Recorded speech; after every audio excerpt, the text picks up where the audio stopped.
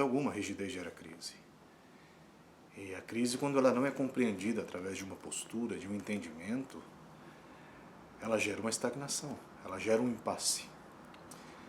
Os tempos novos, essa quantidade de informação, essa facilidade com que adquirimos o que antes era tão difícil, eu imagino que na minha época, claro, traçando uma perspectiva bem interessante, nós não conhecíamos o que era computador, não sabíamos, e eu imagino que para nós naquela época, essa realidade de hoje seria algo completamente futurista, completamente, ainda assim, inimaginável.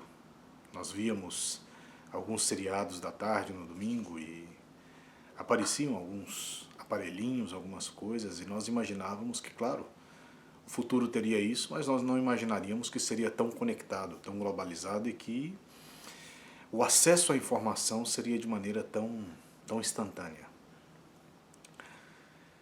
Quando olhamos isso em profundidade, tudo que se expande muito também tem uma tendência de um movimento contrário, que é a contração. Então, quando você não sabe usar bem aquilo que você adquire, ou a informação que está chegando até você, é natural que aquilo, ao invés de te ajudar, te prejudique. Por quê? Ela te lança um desafio.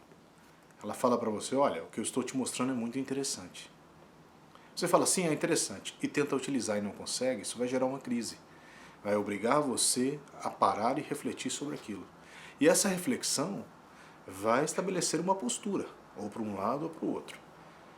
Por isso que todas essas informações que nós adquirimos hoje, ela é muito importante. Mas se nós não as entendemos da maneira como elas devem ser usadas, nós estamos também criando uma forma de rigidez. Mas uma forma de rigidez que surge após uma expansão.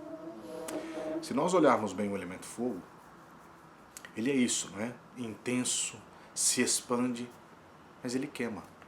Ele queima tudo que está em volta.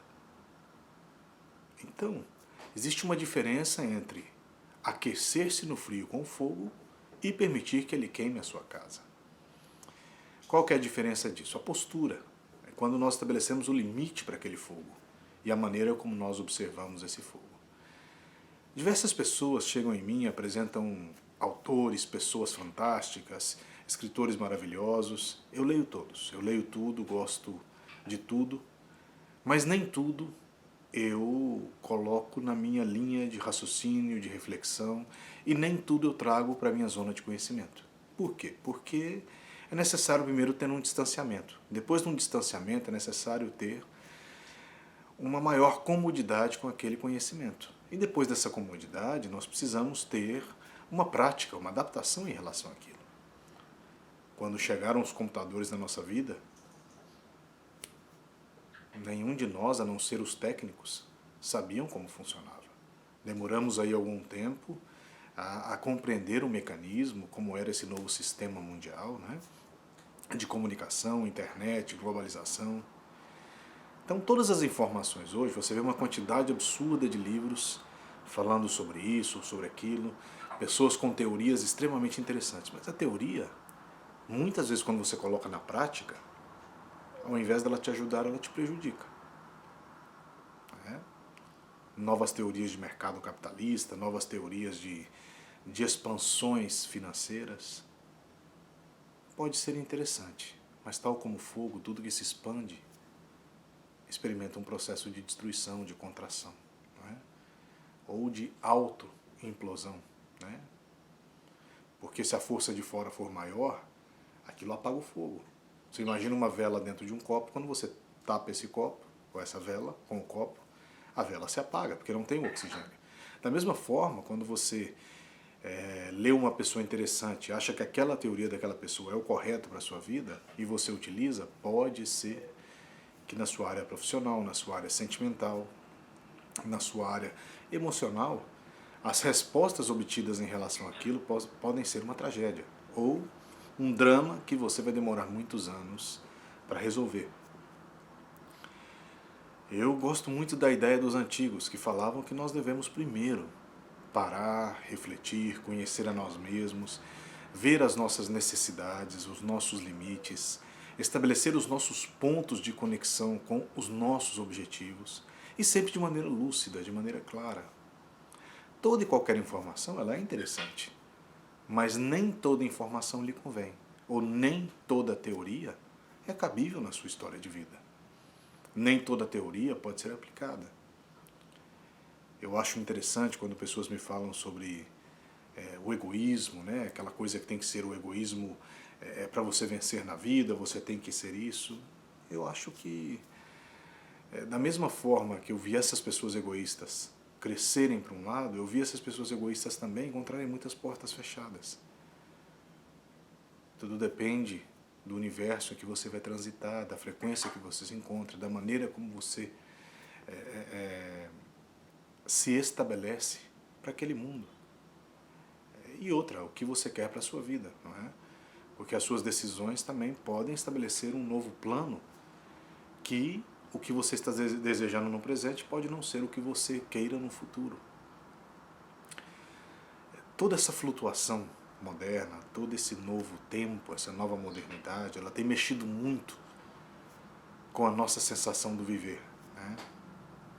E se nós formos parar para pensar, o que dá sentido na vida realmente é a morte. É a certeza de que nós vamos morrer um dia. É a certeza de que isso está aí, em algum momento está aí.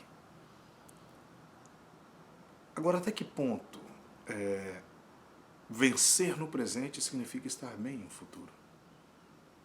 Até que ponto destruir uma amizade, destruir uma circunstância em função de uma vitória profissional vai realmente te trazer um conforto sentimental, um conforto pessoal, um conforto interno ou até espiritual no futuro? Nós estamos falando de vários tipos de rigidez. O egoísmo é uma rigidez, a luta excessiva por vencer é uma rigidez, não é? Vamos dizer assim, não ser flexível às situações é uma rigidez. Eu gosto muito da ideia dos orientais que dizem que nós não temos que ser rígidos, nós temos que ser flexíveis. E essa flexibilidade também ela tem que saber aonde ela se equilibra. Porque algo muito flexível não se coloca de pé. E algo muito rígido quebra com facilidade. Então a rigidez traz uma crise, mas é uma crise que estabelece uma roda.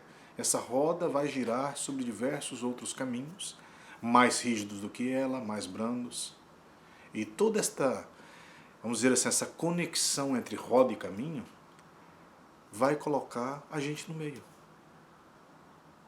Então, até onde você vai suportar o peso dessa roda, até onde você vai estar na parte de cima dessa roda, até onde você vai estar na parte de baixo, ou até onde você vai ser amassado por essa roda, né?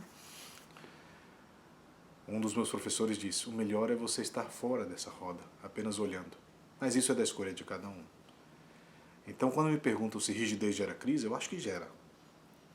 Mas a crise ela também é proporcional à rigidez de cada um. Ela é proporcional à virtude e aos vícios de cada um, né? Tal como dizia um pensador brasileiro que cada um sabe a delícia e a dor de ser o que é, eu acho que é mais ou menos por aí. Então, todos os momentos de crise na minha vida me impulsionaram a ter novos planos, novas estruturas de pensamento que me levassem a ver o novo, o presente e aquela situação de maneira diferenciada. É o momento de você ser firme para seguir adiante, mas você não pode ser rígido. É um momento onde você tem que ser persistente, mas você não pode ser estúpido. Então, a crise gerada pela rigidez, ela só vai ser vencida quando você compreende a estrutura da flexibilidade. Eu gosto do pensamento que dizem que a melhor maneira de você desfazer um nó é voltar pelo mesmo caminho que ele foi feito. Sim, da mesma forma que quando uma rigidez gera uma crise, a melhor maneira de você dissolver essa crise é você entender o que gerou essa crise. Até onde a rigidez foi a responsável por te colocar numa posição em que te obriga uma postura maior. Porque aí, quando você transcende isso, quando você passa dessa fase de crise, vai ficar a experiência, vai ficar o balanço do bom e do ruim, vai ficar para você a constatação de que positivo e negativo, bem e mal, alto e baixo, precisam estar em equilíbrio, precisam se completar. Não necessariamente os dois devem ser rígidos, mas eles devem caminhar mutuamente.